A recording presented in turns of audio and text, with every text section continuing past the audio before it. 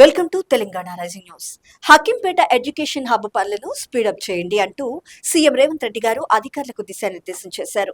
భూములిచ్చిన నిర్వాసితులకు వారంలోగా ఫ్లాట్లు అందజేయాలంటూ సూచించారు సీఎం రేవంత్ రెడ్డి గారు. ఇకపై ప్రతి నెల హకీంపేటలో ఒకరోజు బస చేసి మరీ పనులను ప్రత్యక్షంగా పర్యవేక్షిస్తానంటూ తెలిపారు. కొడంగల్ ఎత్తిపోతల ప్రాజెక్టు భూసేకరణ పూర్తి చేసి టెండర్లు పిలవాలంటూ అధికారులకు ఆదేశాలు జారీ చేశారు. కొడంగల్ సెగ్మెంట్ లో రోడ్లు, తాగునీరు, ఎత్తిపోతల ప్రాజెక్టులపై సీఎం రేవంత్ రెడ్డి గారు సమీక్ష నిర్వహించారు.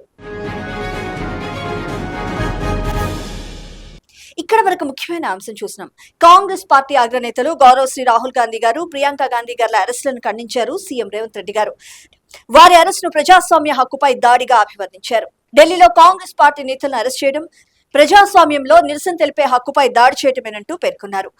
యువత భవిష్యత్తు కోసమే కాంగ్రెస్ పార్టీ అగ్రనేత గౌరవ్ శ్రీ రాహుల్ గాంధీ గారు, ప్రియాంక గాంధీ గారు నిరసన చేపట్టారని, ప్రధాని నరేంద్ర మోడీ, కేంద్ర హోంమంత్రి అమిత్ షాలు వెంటనే రాజీనామా చేయాలంటూ డిమాండ్ చేశారు సీఎం రేవంత్ రెడ్డి గారు.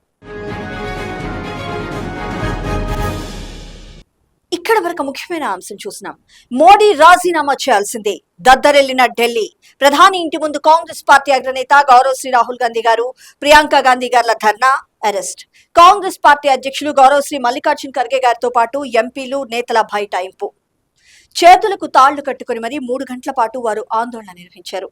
కేరళ సీఎం సతీషన్ గారు, కర్ణాటక సీఎం డీకే శివకుమార్ గారు కూడా ఈ ధర్నాకు హాజరయ్యారు. కేంద్ర మంత్రి ధర్మేంద్ర ప్రధాన్ వెంటనే బర్తరఫ్ చేయాలంటూ వారు డిమాండ్ చేశారు. ప్రధాని నరేంద్ర మోడీ, హోంమంత్రి అమిత్ షాలు రిజైన్ చేయాలంటూ కూడా డిమాండ్ చేశారు. కాంగ్రెస్ పార్టీ నేతలతో కేంద్ర మంత్రి జితేంద్ర సింగ్ చేసిన చర్చలు విఫలమవడంతో రాత్రంతా ధర్నా కొనసాగించారు రాహుల్ గాంధీ గారు. అయితే పోలీసులు వారిని అరెస్ట్ చేశారు.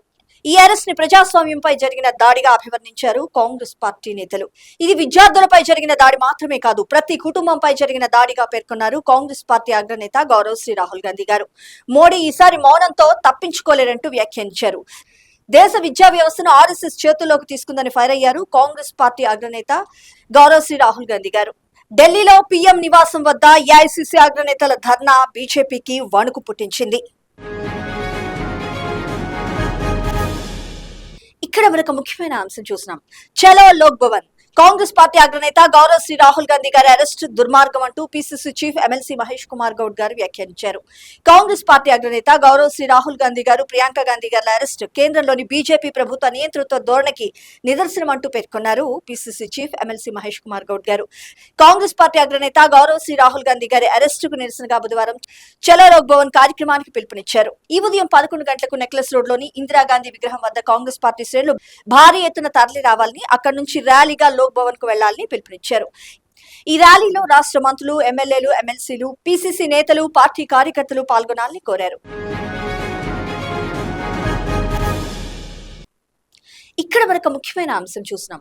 తక్కువ నీటితో పండే పంటలను ఎంచుకోవాలంటూ డిప్యూటీ సీఎం ఆలుభట్టి విక్రమార్క గారు అన్నదాతలకు సూచించారు. వరి, పత్తే కాకుండా ప్రత్యామ్నాయ పంటలను కూడా సాగు చేయాలంటూ పిలుపునిచ్చారు. ఎల్ నినో నేపథ్యంలో పూర్తి అప్రమత్తత అవసరం, పగటిపూటే సోలార్ విద్యుత్ను వాడండి అంటూ కూడా సూచించారు. రవీంద్ర భారతిలోని ప్లానింగ్ శాఖ ఆధ్వర్యంలో సబ్జెక్ట్ ఎక్స్పర్ట్స్ తో అవగాహన సదస్సు నిర్వహించారు డిప్యూటీ సీఎం ఆలుభట్టి విక్రమార్క గారు.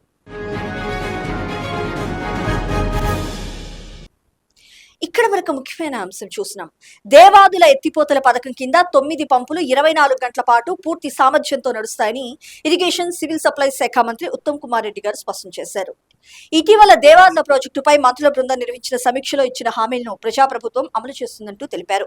గోదావరి నుంచి వీలైనంత ఎక్కువ నీటిని ఎత్తిపోసి దేవాదుల పరిధిలోని 9 జిల్లాలకు చెందిన 22 రిజర్వాయర్లను నింపడమే ప్రభుత్వ లక్ష్యమంటూ తెలిపారు.